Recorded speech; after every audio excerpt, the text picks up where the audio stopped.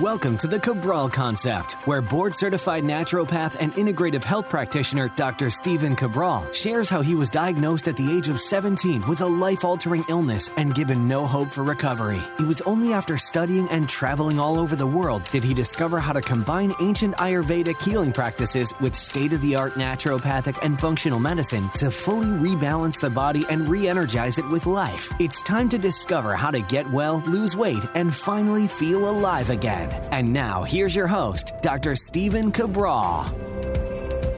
Hey everybody, welcome back to the show. Great to have you here on our Cabral Concept 2160. That is today's episode. If you'd like to follow along with all of the links and the research, you can head on over to stephencabral.com/2160.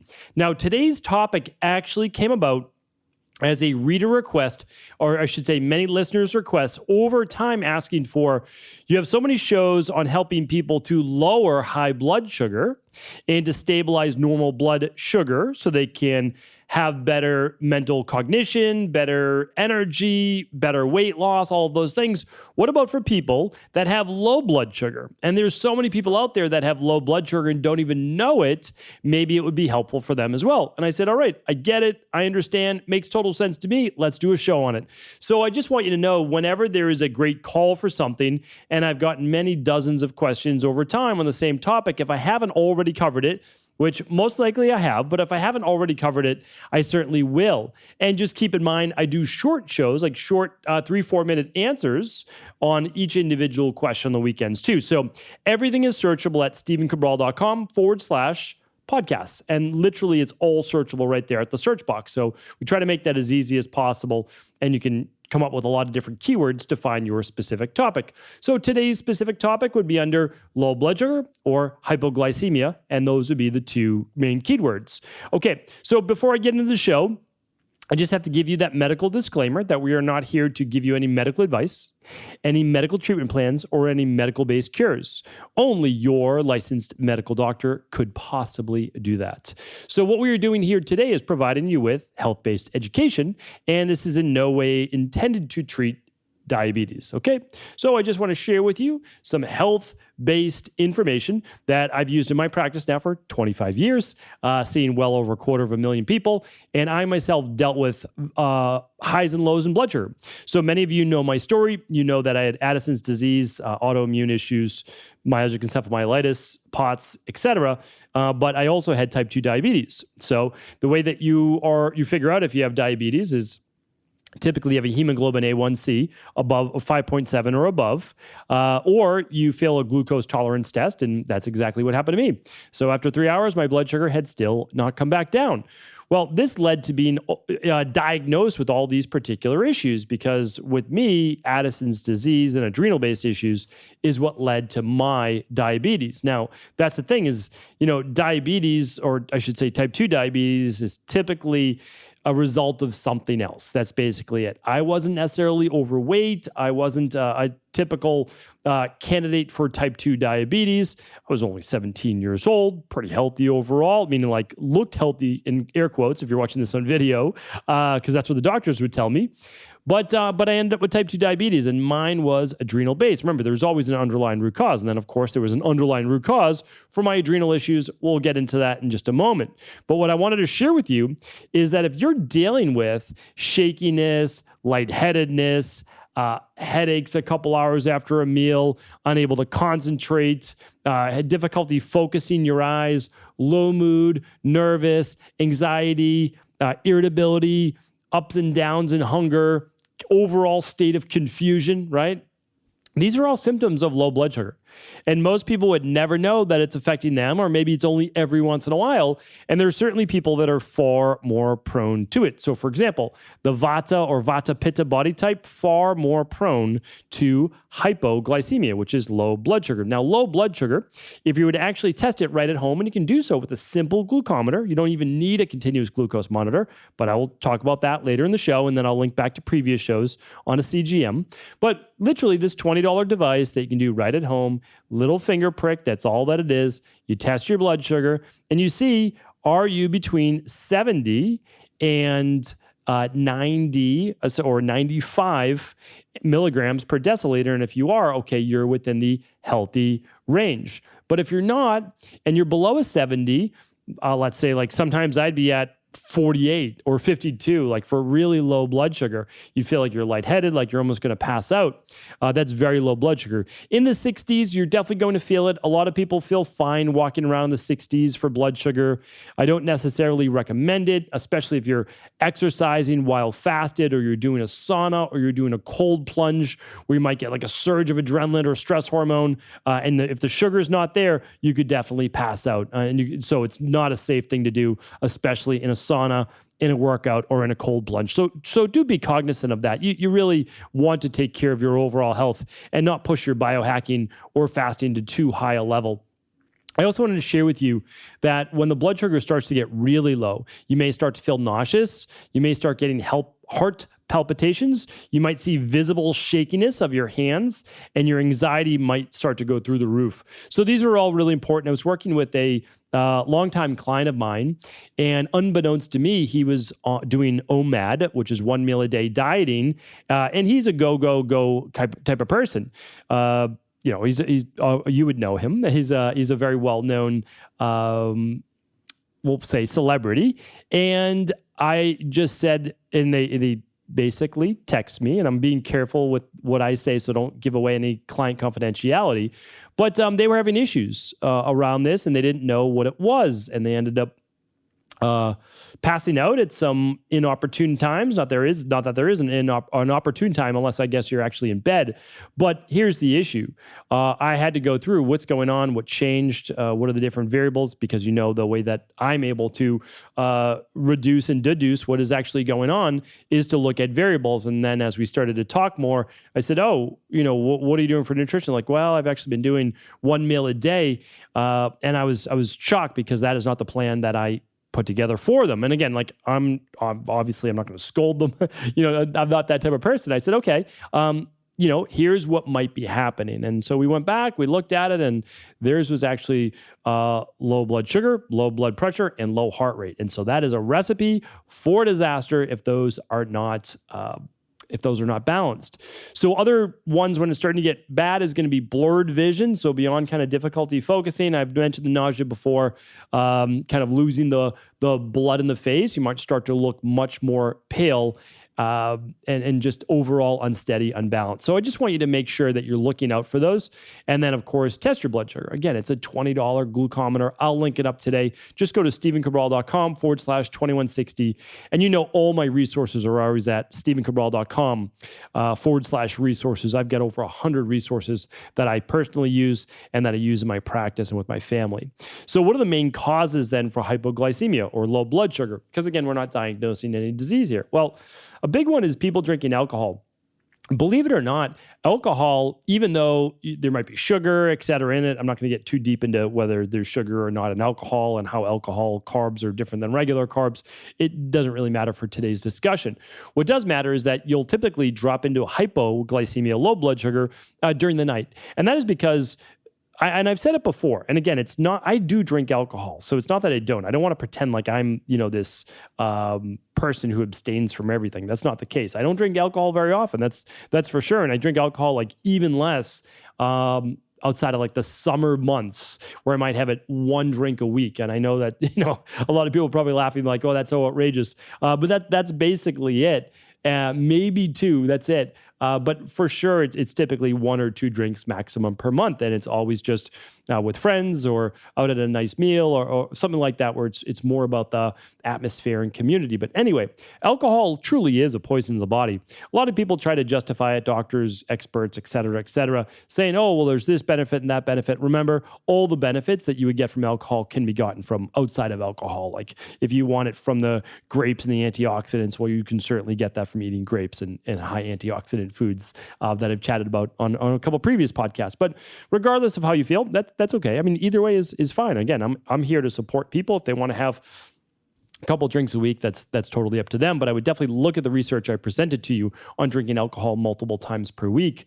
More than 2 to 3 times a week is certainly going to be detrimental for your overall health, dis-ease, and longevity. So not good for those. But what happens is when your liver is dealing with the alcohol, it's not able to properly process the signals from the pancreas, which is releasing a hormone called glucagon that is meant to it's meant to break down glycogen, stored glycogen in the liver. And if it's not getting those signals, if it's not receiving them or open to receiving them because it's dealing with ethanol, the alcohol, then it's not going to be able to bring more sugar back in the bloodstream to keep you stabilized. Now, again, this has been really perverted in the health and fitness industry, like going as low in carbohydrates as possible, going as low in sugar as possible, and that's somehow a good thing. Trust me, it is not. Your brain needs glucose, contrary to the popular keto belief that your brain is going to run totally fine on ketones. Your brain can run on ketones. It does it just fine, but certainly there's a great price to be paid on the nervous system. And again, that's a show I've done another day. So let's go to some other reasons. All right, this is an important one because there are people taking anti-malarial drugs, so medications can also cause low blood sugar. And anti-malarial drugs, believe it or not, are some of those being used right now to treat this current virus. So it's good to know that if you're on these anti-malarials, that you may actually drop in a hypoglycemia. So be aware of the symptoms, right? And I'm going to give you the fix in just a moment.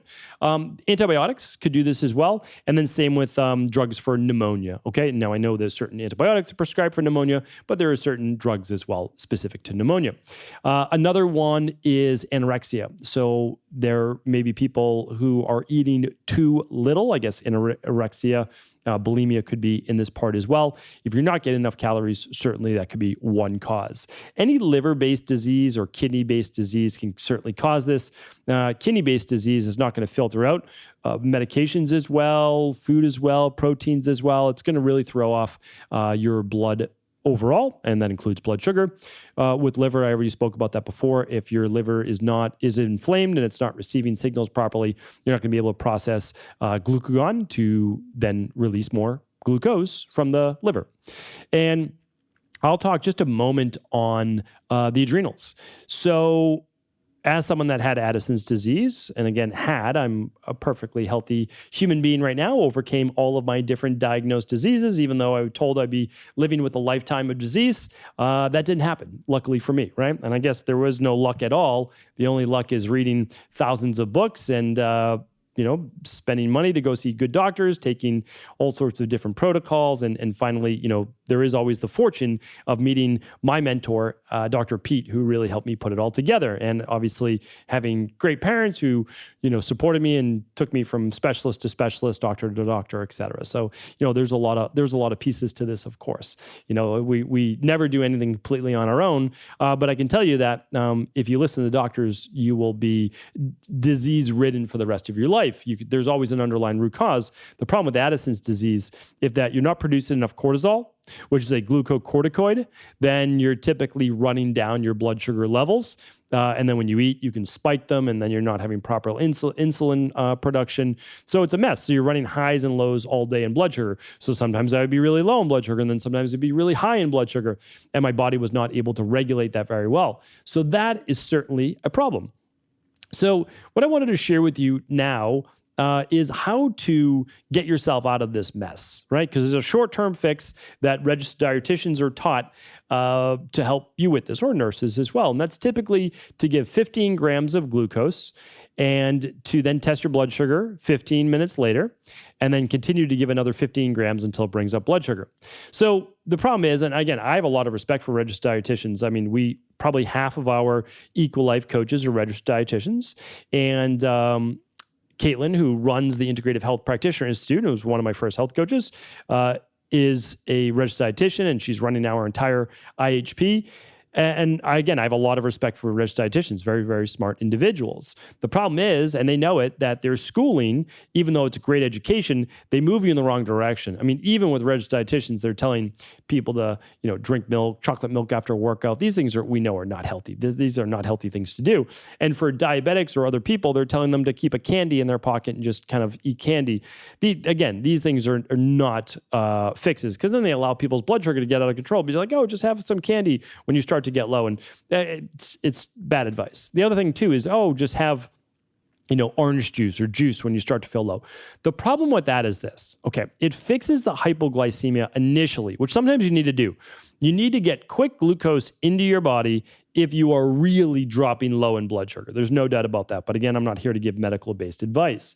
So, when I owned a personal training, body transformation, nutrition studio, we always kept orange juice in the refrigerator. And that's because if anybody dropped too low in blood sugar, which would sometimes happen, set them down on a bench. Once we started to see kind of the blood move out of their face, started to feel lightheaded, sip, not chug, sip on a little bit of orange juice over the next 5 minutes, and all of a sudden their body would come back to life. Now, we wouldn't let them continue their work. I would say that's it for today. And it wouldn't happen very often, but you do want to have those precautions, right? So there is that. But this is it. I mean, listen, you can have a piece of fruit to bring up your blood sugar, but it shouldn't just be that, because the problem is your body's going to use that up and you'll most likely then drop back down, and you drop back down faster if it's candy or it's juice. So I have no problem with saying eat some fruit. Have an apple that's going to be more than 15 grams, but it's not much more. Have a cup of berries, about 15, 20 grams. So all of these are totally fine. They're great. They work. But really what you want to do is to have a meal that's going to have protein, carbohydrates, and a healthy fat, so that you're getting carbs. Yes, that's part of it. But then you're also slowing the release of the carbohydrates with the protein, which kind of increases thermogenic effect, takes a little longer to break down and digest, in the fat as well. And I don't recommend going very high fat with any good carb meal. It's not great for overall health, body transformation, etc. Now, a healthy amount of fat, I'm all for, but having 100 grams of fat at that meal, probably not. So what we do is we make sure in the long term, if you're ever dropping into low blood sugar, no problem. You can have a piece of fruit. I think it's a great idea. But have a meal a half hour later, 20 minutes later. Like, have an actual meal to stabilize blood sugar so that you're just not up and down for the rest of the day. Have a piece of fruit, and then it drops back down. So you don't want to get into that vicious cycle. And in the long run, you probably want to be eating 3 stabilized meals per day. You can still do a 12, 14, or 16-hour fast like we do in our practice. Some people do 12, some do 14, some do 16. The reason why some people do 12 is those people have more of a tendency to low blood sugar. I have a bigger tendency towards low blood sugar in the morning. So when I wear a continuous glucose monitor, blood sugar's stable, looks good all day. Okay, a little bit up after a meal, then it comes back down. We look at it, it's normal overnight, it's normal when I wake up, and then about a half hour to an hour after I wake up, my blood sugar drops into the 60s, sometimes high 50s, low 60s. Interesting. Okay, so what's the best fast for me? And again, I can do this through science. It's about 13 hours to 14 hours maximum.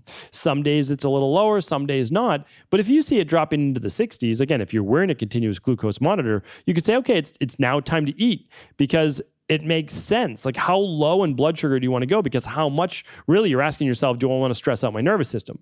Because if you're dropping that low in blood sugar, it is a neurological stressor in the body. There's no doubt about it. Your body needs to then compensate in many ways so that you don't pass out. I mean, this is a real occurrence.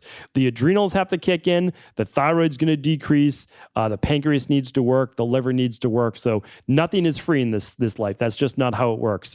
So what I wanted to share with you is that, again, most people can maintain healthy blood sugar with 3 meals per day. Some people do well with 4 meals a day. Almost no one as an adult needs to do meal, snack, meal, snack, meal. People that are on bodybuilding programs, routines, it's kind of a different story. We're not talking about that here today. But I do have people in my practice that drop in blood sugar even after a good stable meal after about 4 hours or so, 4.5 hours. And so what I do with them is I do a breakfast, I do a lunch. It's a little on the earlier side. It might be around 11:30. So we might do somewhere around like 8, 11:30, and then 3:30 might be a shake, and then dinner's going to be maybe at like 6:30 at the latest.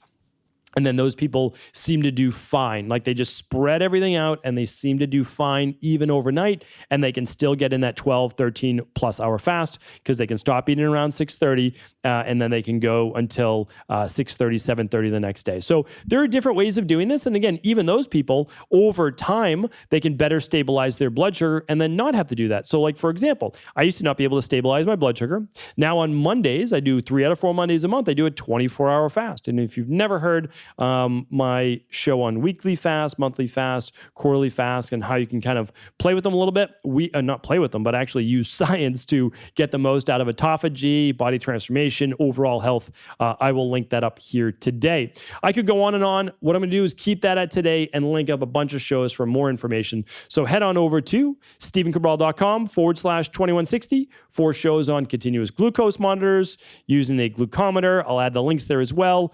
Different types of fasting, 1 day a week, quarterly, etc. I'll link it all up there. So thank you so much. Take care. And of course, please do feel free to share the show with anyone you believe it could serve.